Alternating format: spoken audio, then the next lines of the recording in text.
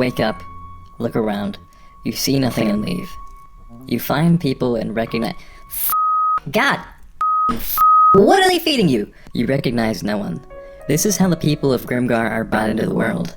Scared, confused, and devoid of their memories. All they know is that in this new world, they're forced almost immediately to fight monsters and earn their keep.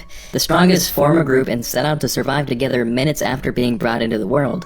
The leftovers, the undesirables, are our main characters. The characters start off awkward. A lot of times in fantasy settings, everyone has their shit together. Parties click, the main guy is somehow special. That's often fun to watch.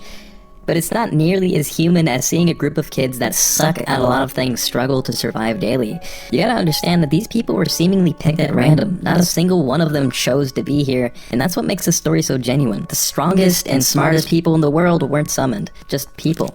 They don't forget that. The loosely cobbled together party that we watch obviously has issues. Their teamwork sucks dick, barely anyone can fight, they have no experience. These are things that all of us would have to confront given the same situation. The main guy often struggles with being forced to become a leader while there's others he feels are far more qualified. He's basically making shit up as he goes for the duration of the series. I could resonate with him agonizing over small mistakes he's made throughout the day and wondering how everyone decided that this guy is the one everyone should place their faith in. Ronta has a personality that almost no one can get along with, leading him to be misunderstood. Minato is overburdened with everyone relying on him. God, what? Ow! Ah! What the fuck? Ah! Floppy tits, well, I actually hate how she's written. She just acts like a baby and gets carried all the time, but they make it work day after day after day. Because if they don't, they'll starve. Desperation, fear, discomfort, these lead to stronger people and deeper relationships, and thanks to that, the audience discovers fun. It's fun as fuck to be a part of these guys' journey, to watch the gang learn to hunt goblins together, or hear the boys get in a circle and talk shit. Because the characters each bear a very genuine vulnerability, it was easy for me to latch onto that feeling and treat these guys like real people in my head. So when they're happy, sad, stressed, or confused, a little bit of that transfers over to me. The fantasy aspect, those fun, imaginary adventures with you and your friends setting out on a perilous journey out in some mystical woods amongst magic bullshit whizzing past your face as otherworldly creatures frolic about. You feel that. These guys who should by all means be downtrodden and depressed are unshackled by their unfortunate circumstances. It's fun to imagine hunting goblins and becoming stronger. In fact, you can see for yourself exactly what I'm talking about.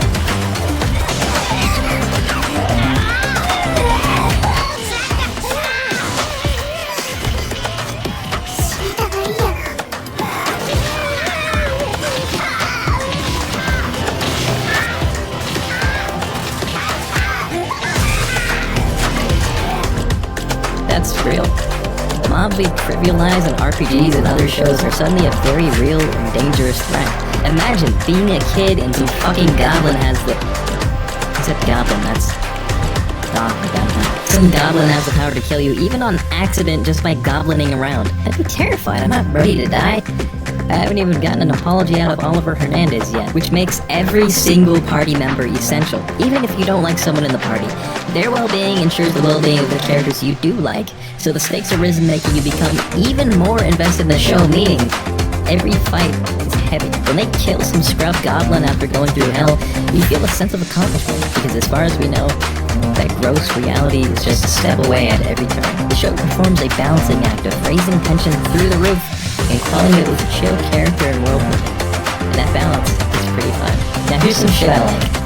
Fights are clean and dynamically animated. There's noticeable differences in how everyone fights. It's fluid and the visuals are gorgeous. The backgrounds are energetic and vivid, nearly popping out of the screen and making my room smell like shit.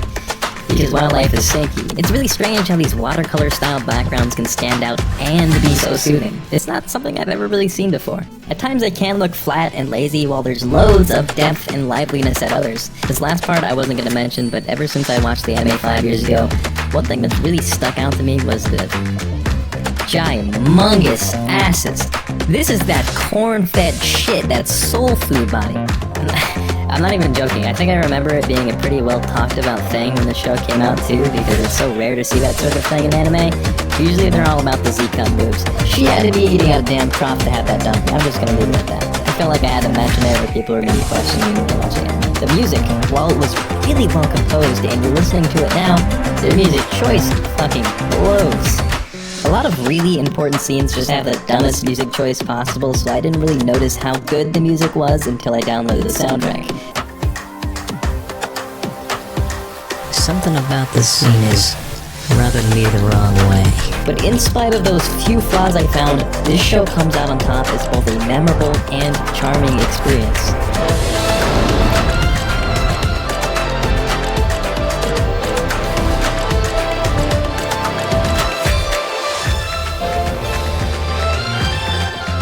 Grimgar of Fantasy and Ash, much like its own characters, is not perfect, as very few things are. It's enthralling, inching you towards your monitor as you watch in anxiety, upbeat in the crew's small celebrations and accomplishments, and sad when the enforcement happens. The show is a blend of these emotions swirling together to concoct a genuine and grounded experience. If you like isekai and haven't watched this, what the fuck? Or you might not like it, I don't know. Subscribe and comment and respond to those.